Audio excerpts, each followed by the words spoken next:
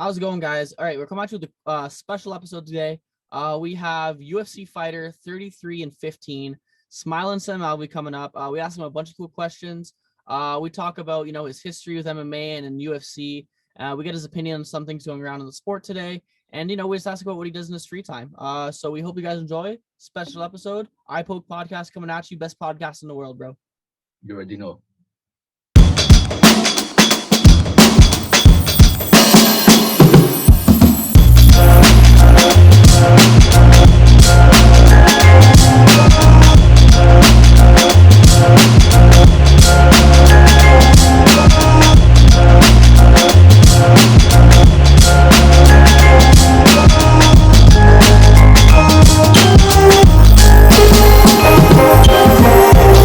Start recording.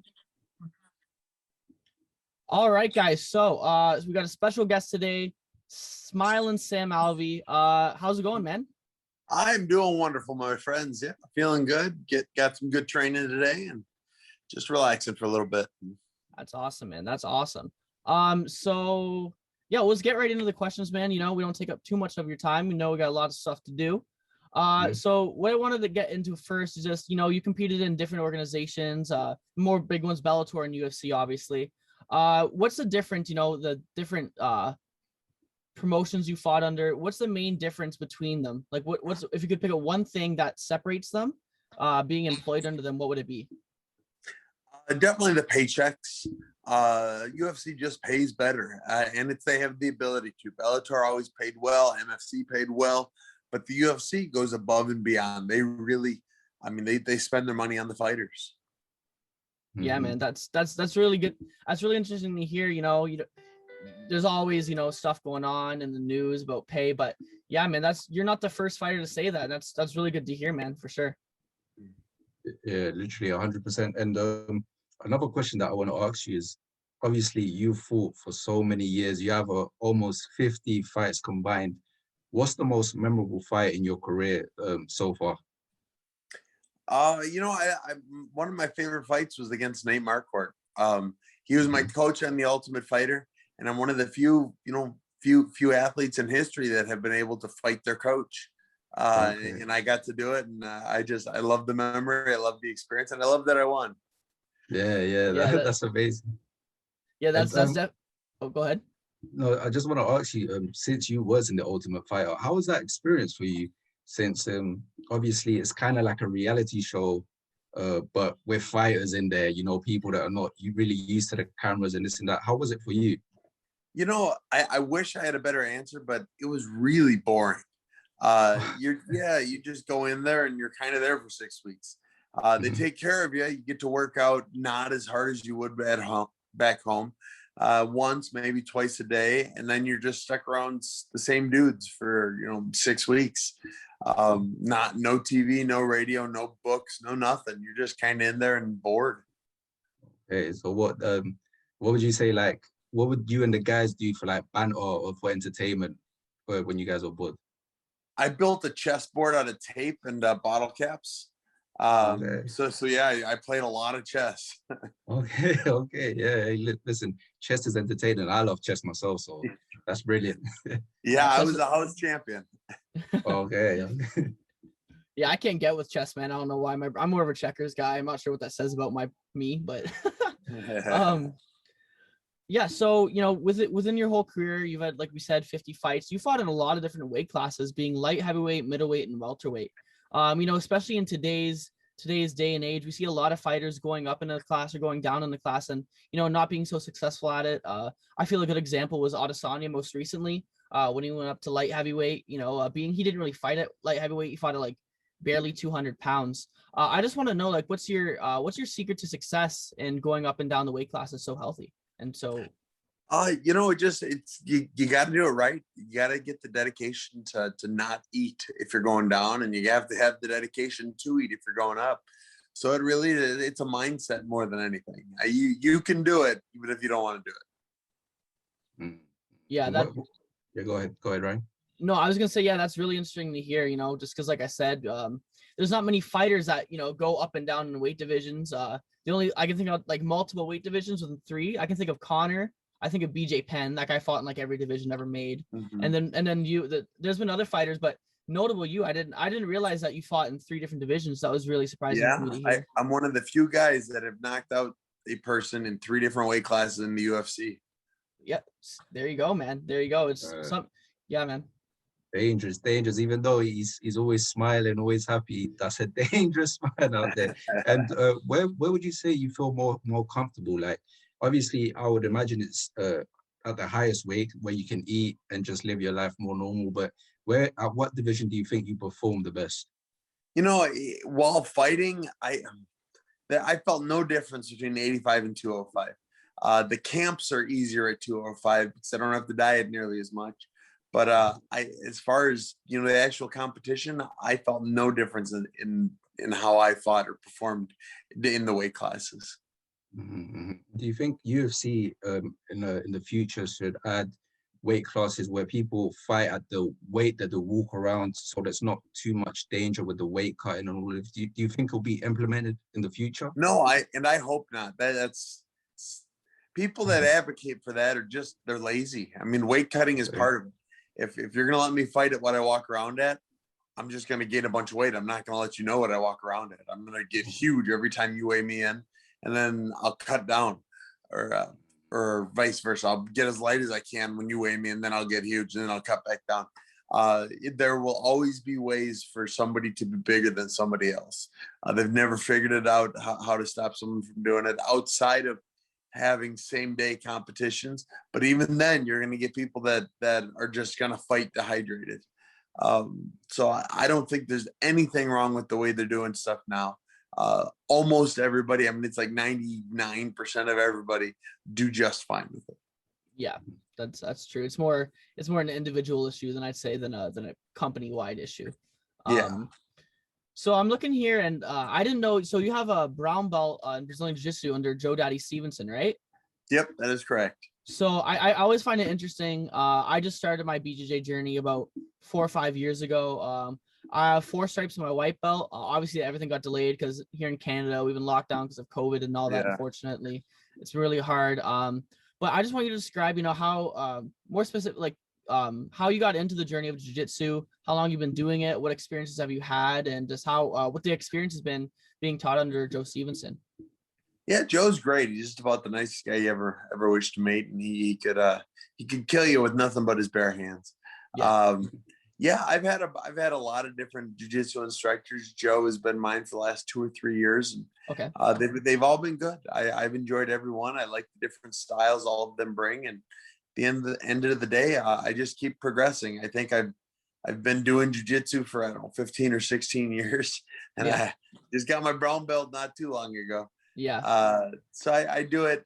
It's just hard to do when my main discipline is fighting, is punching, is doing that kind of thing. Right. So I enjoy doing it. I have a good time doing it, but it's not my go-to. I have to get that black belt. It's all I can roll with the black belts just fine right now. And I'll get to black belt status at some point. Yeah. 100%. And the question that I want to ask you, and that I find it so fascinating and interesting, is during fight week, when obviously you're doing all this media, you're always happy during it. And in a couple of days, you're about to be in an octagon with a guy that wants to take off your head. How do you get into that mentality? How are you so happy? For me, it's a fresher breath air because, every fighter acts aggressive, alpha male, this and that, whatever. And then there's you that's just so happily bubbly. How do you get in that mindset? Is it just your personality, how you are, or do you not really like? I don't know. You explain it to me. Yeah, I just my personality. I mean, I'm getting paid to do something I would do for free. I love fighting. I like fighting way more than everybody else in the UFC. I'm not. I don't think anyone could argue otherwise. I love it. That there are people that want to interview me, that want to talk to me, that want to pay me and watch me do what I do is just incredible. And I don't want to waste a second of my time being worried or fearful of losing or not competing or being unhappy. I'm going to let my inner light shine every chance I can. Yeah, hey, listen, that's brilliant. And when did you know that you wanted to be a fighter? Was it like a moment, like, I don't know, in high school or something that you just got into a scrap with someone, you said, hey, I like this, I knocked this guy out or something? When was it that you knew that fighting was for you? I was probably 7-1 or 8-1 as a professional before I learned there was a UFC, before I learned there was anything. And so, oh, okay, well, I'll do that.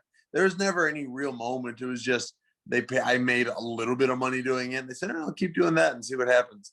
And eventually just winning and fighting and enjoying it got me to the UFC.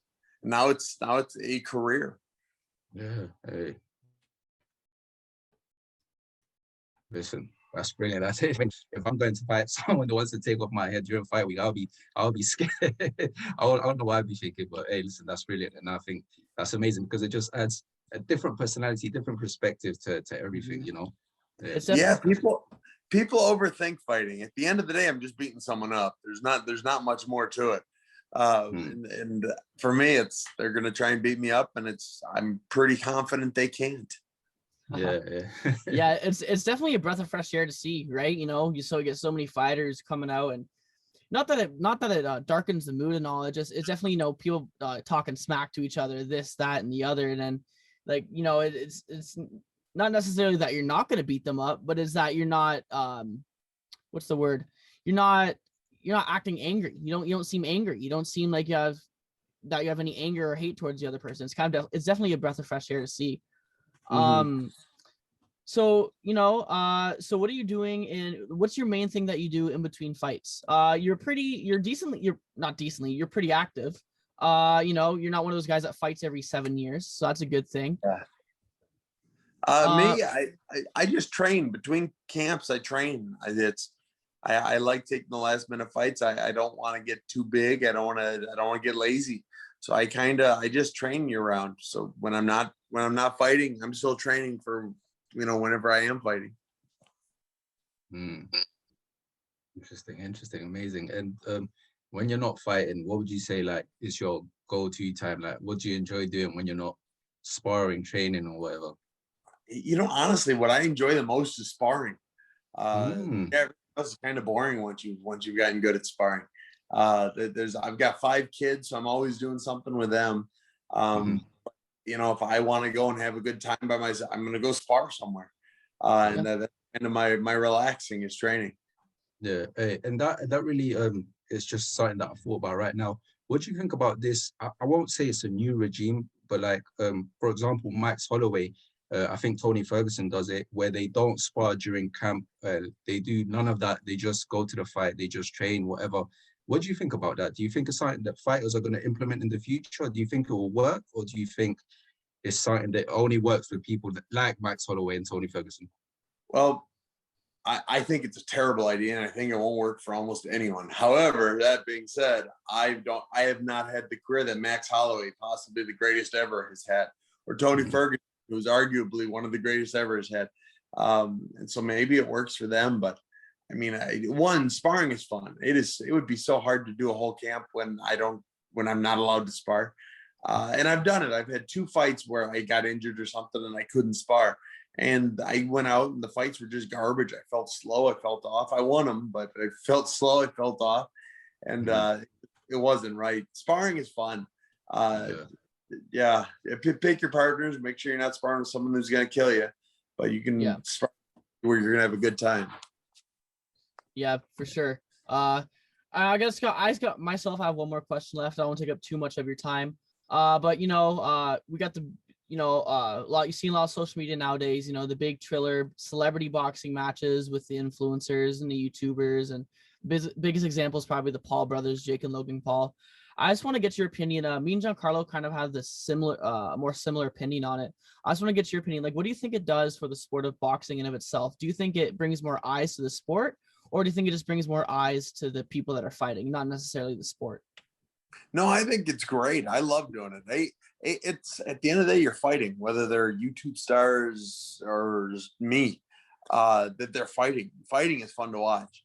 And a good argument for people that complain about it is, remember there used to be a website, bumfights.com or bum fights, so. And they just took 2 homeless dudes and will say, hey, we'll give you a sandwich to whoever wins. And that website was huge. People just watched these guys fight. They're guys that should not have been fighting. There's no reason to be fighting. Street beefs, I think that's the recent one. It's just a bunch of untalented guys that don't work out going at it, and they're so much fun to watch. Mm-hmm. Now, so some of these YouTube and TikTokers are taking it serious. The Logan brothers, I know for a fact they've taken it very serious. They train. I've trained with them. They work hard.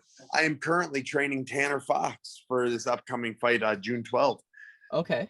He has been kicking ass with me. He's in the gym every day of the week. We're working, 2 to 3 hours at a time, twice a day. I mean, Okay. He is doing everything right. He's going to go out there and he's going to impress a lot of people that want to hate on him.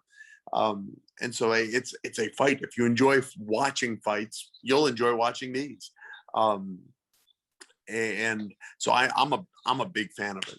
Are they as good as me or, Usman or, no, but they're not supposed to be. It doesn't mean the fight's not going to be fun to watch.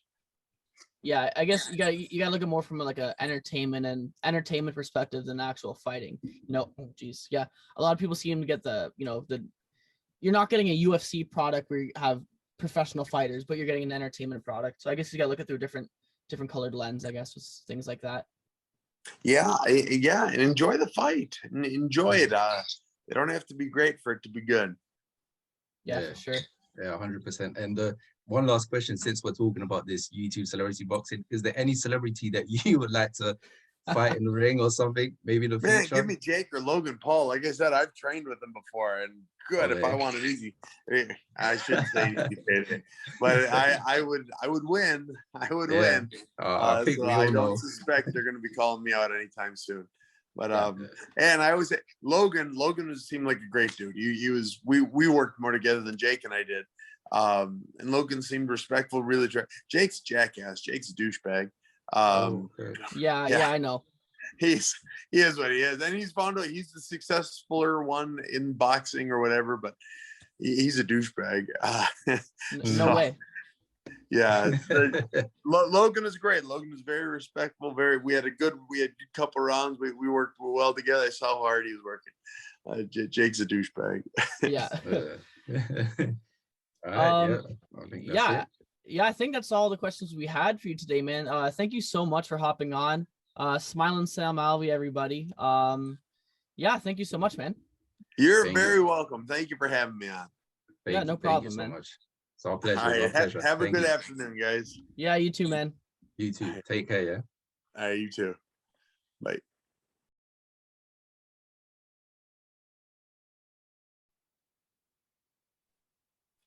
All right, man. Sam fucking Alvey. Smiling Sam Alvey, man.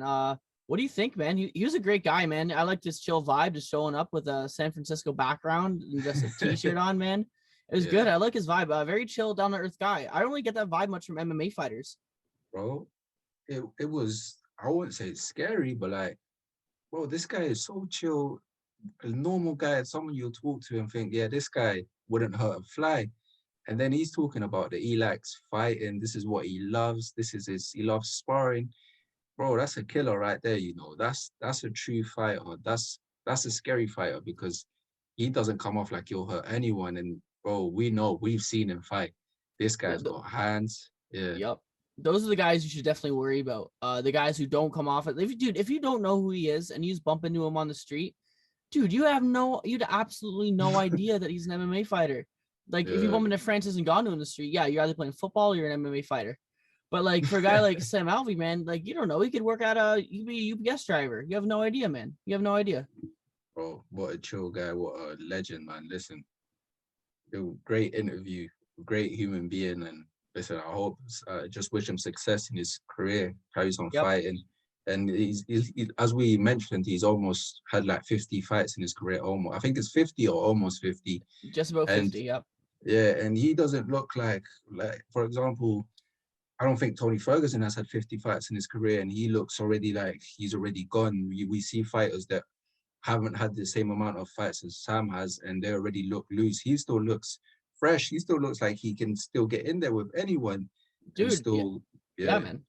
It's definitely crazy, man. You see a lot of guys, he's 35, so there's a lot of fighters, that come around that age and they start to digress.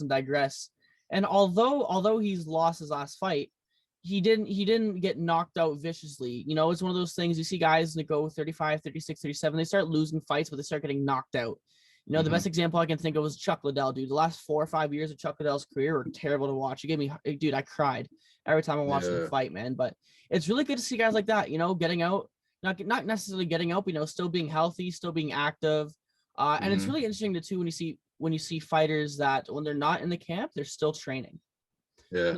He's always ready to come up to fight. He said he's always ready to come up to fight. He'll fight whoever. He'll jump in really quick, and that's perfect, man. You get a lot of guys, you know, who are bitchy and complaining about, I only train in my camps. Oh, I need to have an exact 4 or 5 week camp before I fight. But he's one of those guys, man. He'll just fight anyone. He doesn't give a shit, man. It's great to see. He doesn't care. He doesn't care. He'll fight anyone off his couch at any division, at any time. Any division. And I didn't know that he's one of the only guys to knock out someone at 3 different divisions. I never knew that. Yeah, I didn't know that myself. That's crazy. That's really savage. That's a savage. That's what you call a savage. That's a smiling savage right there, bro. That's what you'd call that, man. Straight 100%, up. 100%. I hope you people enjoyed that episode because, you know, listen, the iPod, we keep growing, and it's good to have everyone here in this journey. And boy, listen, I'm happy with that interview. That went great. What a great guy. And listen, as you said, hopefully he gets booked in a fight soon. And who did he say he wanted to fight from the Paul brothers? Logan Paul, yeah? I said I want to fight Logan, but I'm glad he kind of agreed with me. He said Jake's a piece of shit. He didn't say that because he's a nice guy. Yeah. He said he's a douchebag. So I mean that's close enough. But fuck Jake Paul. But Logan Paul, man, I think he'd want to fight one of them. He said jokingly, he said easy payday, but then he kind of tried to stop that. But it's public now. He knows it'll be easy payday. He doesn't have to say it, man. I found it really interesting too. I had no idea. Just another quick thing that I realized I didn't know he did, that he's training like some of the TikTok fighters. So yeah, there's a big for you guys who don't know, there's a big TikTok versus YouTube boxing match happening in June. It's the same day as the Vittorio Adesanya fight, whatever night that is. And Tanner Fox, who's one of the YouTubers that are fighting, Sam Alvey is like one of his main trainers. He was saying, I found that interesting. I found it interesting he trained to the Paul brothers as well. So yeah, that was an interesting little tidbit I learned about him too, man. Yeah, literally, we didn't know. Listen, these TikTokers are taking it serious, you know. If they're going to people like Sam, some of these guys are taking it serious. You don't think so? You don't think they're not taking it serious? No, I'm not saying that in a way that downplays the MMA fighters that are training on like Sam Alvey. I'm not saying that. I think they think they're taking it serious. I think they think they're taking it serious, but to me, taking serious means like fighting another boxer, not fighting not fighting a guy who doesn't know how to fight either. I mean, sure, like we were talking about in our last episode. These guys say, "Oh, I've been fighting my whole life." It's like, yeah, what's your record then, bro? What's your record? What's your fucking record? And they say, "Oh, I haven't fought yet." So you haven't been fighting your whole life. You've been training your whole life. If you're training 4 months, if you're training boxing 4 months to fight another guy who's been training boxing 4 months, you're not taking it that serious. You know, in terms of taking it serious, you know, we can talk about this really quick since these things just came out. We'll finish this first. Do you have anything else to say about the Sam Alvey interview, man? Like overall? No, it was brilliant episode. Great human being. We thank him so much for joining our show, and listen, success in his career. Yeah, man, wish great success to Sam Alvey. Just really quick, I want to talk about these 2 things. So what do you think about Jake Paul leaving Triller to sign with Showtime? We touched on it a little bit. What? He left? I didn't know. Yeah, so Jake Paul left Triller, and now he signed with Showtime Boxing. That's the legit shit. Showtime Boxing. When did he leave? Yesterday, bro, because we record on Sunday, so it happened Monday, man. Yeah. Oh, so I didn't even know. So he left Triller, yeah? So what, he's in Showtime now? So does that mean he's going to fight real boxing outside? They'll probably still do a little bit of celebrity, but it'll be taken a little bit more seriously. We won't get like coked up Oscar De La Hoya and have all the guys smoking. Like it'll be a lot more professional looking and feeling. But I think he's still gonna do it on. Just dude, what are you gonna do? Showtime is gonna shoot themselves in the foot if they put him against a real boxer. You pay him all this money, sign him to a contract, and you have him get fucked up in his first fight there. So I don't think they'll do that. Like, you know what I mean? Like, I don't think they'll do that. I think they'll put him against some more clowns, but. So Triller must be pissed then. They just lost their stock. Yeah, Triller's going out of business. I mean, Jake Paul is the only thing that's holding them together. And Neymar. I know Neymar's involved in that shit. I don't know how he's doing something there, but I don't know. In terms of boxing, yeah, they're not putting any boxing fights anymore. Yeah, unless they're hosting these YouTubers and TikTokers, or are they not hosting? No, it's a company called Live Now, some shit like that. It's not true. Hey, listen. The only good thing about this is that they can quit if Jake Paul is signed to Showtime. As you said, we won't have Oscar De La Hoya all coked up. We won't have Snoop Dogg, even though Snoop Dogg's funny. It will be more professional. Look, it will be more like a proper fight. You know, that's the positive I see. I guess. So we'll see what happens, man. We'll see what happens. Hopefully. Boy, I don't know, man. I don't know who's this guy gonna fight next, bro. I'm hearing he wants to fight Usman, bro. They should not do that fight. Yeah, Usman will do things to Jake Paul that Jake Paul does not want done to him. Yeah. I've heard talks of Mike Perry coming in. I've heard talks about Tommy Fury coming in. No, he don't want to fight Fury. He don't want to fight my guy Tommy Fury. Fury will fuck him up, man. Easy.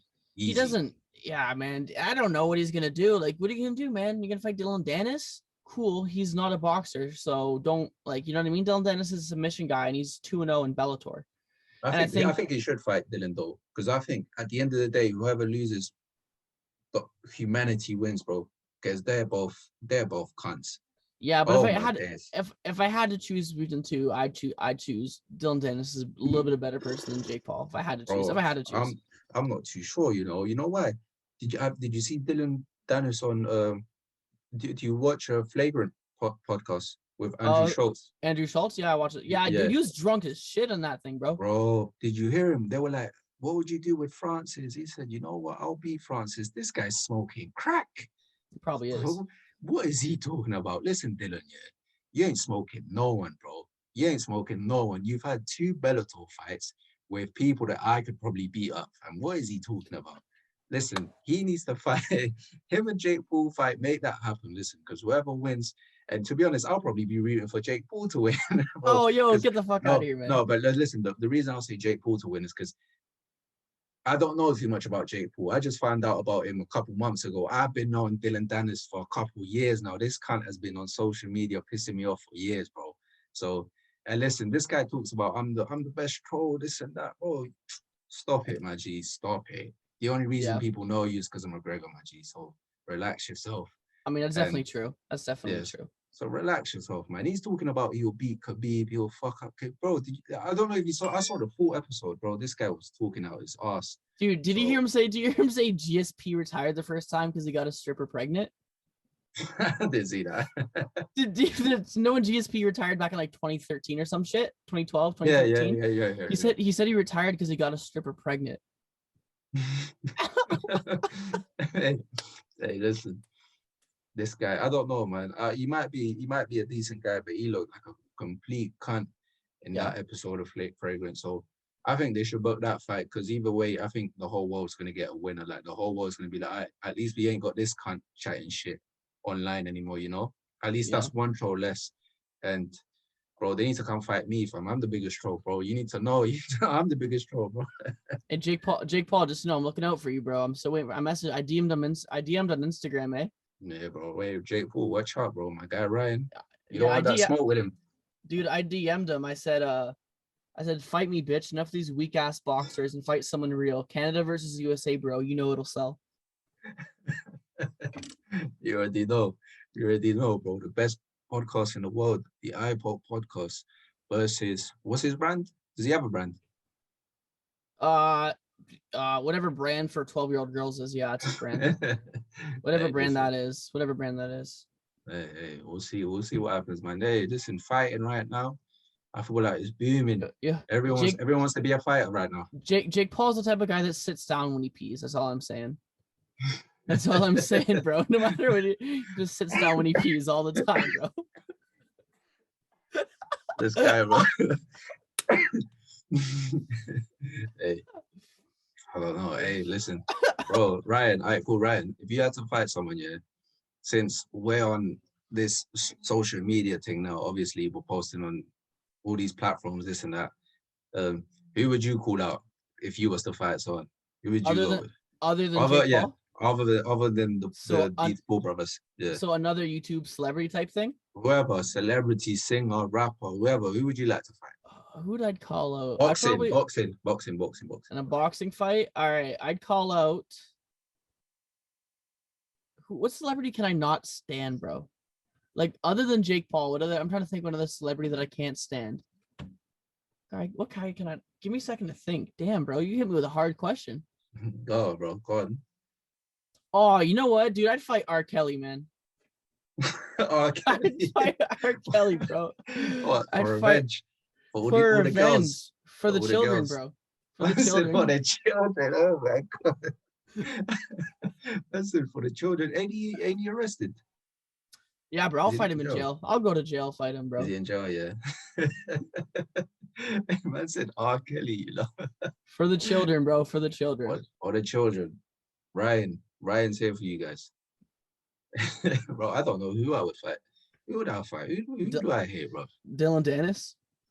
I don't want to fight Dylan because Dylan will probably fuck me up. Everyone talking real quick, he fuck me up. So I'm not even gonna joke, bro. I will fight Dylan. What about like CM Punk or some shit? No, I like CM Punk, man. I like CM Punk. I won't fight CM Punk. If I had to fight someone, I had to fight someone I hate. Who do I hate? I don't really hate no one. I'll fight 6ix9ine. I'll fight 6ix9ine. Oh yeah, do that for the children too. Do that for the children too, bro. No, I'm doing that for all the guys that he locked up. That's who I'm doing it for. Fuck Dude, children. and all the yo, chill out, bro. Chill out, bro. What did he molest? Did he molest someone? There's a few. He's not convicted, but there's a few allegations going around. Oh yeah, with that 16 or something year old girl. I remember. Yeah. No, I'll fight 6ix9ine. I'll fight 6ix9ine, bro. I'll mash up 6ix9ine, bro. He don't want this smoke. 6ix9ine don't want this smoke. I'll smack him up for just being a rat fam. Just yo, in general. how is he not dead yet, bro? Like the guy, dude, everyone thought he was gonna get popped or some shit when he got out of jail, but he's still going to concerts, still talking his shit. You know, it just makes you think, like, is he really about it? Does he have deals with all these guys? Well, do you know what that says to me? These Americans ain't about it. That's what I'm saying. Listen, if he was in the UK, 15 minutes he stepped out of jail, whatever, he would have been smoked already. Yeah, bro, dude. I watched Top Boy. You guys are fucking legit, bro. Oh, you see Top it? Boy, bro, You bro, see bro. that? Yeah. Hey, bro, listen. These guys here, you can clown our accent, this and that. Oh, cup of tea, little water. Listen, all smoky, man. Yeah, if you step on our road, yeah. Dude, I watched Peaky Blinders, man. I know what the fuck you guys are about, bro. I know what y'all are about, man. I know. It's not all tea and it's not all tea and crumpets, bro. Yeah, exactly. Listen, we like our tea. We like drinking tea, eating crumpets, with all of that. We love it, but you don't want that blade coming out. But listen, as people in North America say, these Americans are capping. They are capping. They are capping. I thought you guys were gonna smoke 6ix9ine. Oh, I'll go on. He's still alive, bro. He's doing shows. This guy's doing shows. Exactly. So. Anyways, bro. Yo, where's this going, bro? How is the Sam Alvey interview part of this? Oh god. We just went completely off topic. Hey, listen, people. This is a special show. This one is a special one. So hope you guys enjoy this one. And yeah, man. We kind of went off the rails there, but that's our special episode of the iPoke podcast, Sam Alvey Interview. It's dropping as soon as I'm done recording this. I'm going to be editing it, dropping soon for you guys. We love you guys. Best MMA podcast in the world. We're out.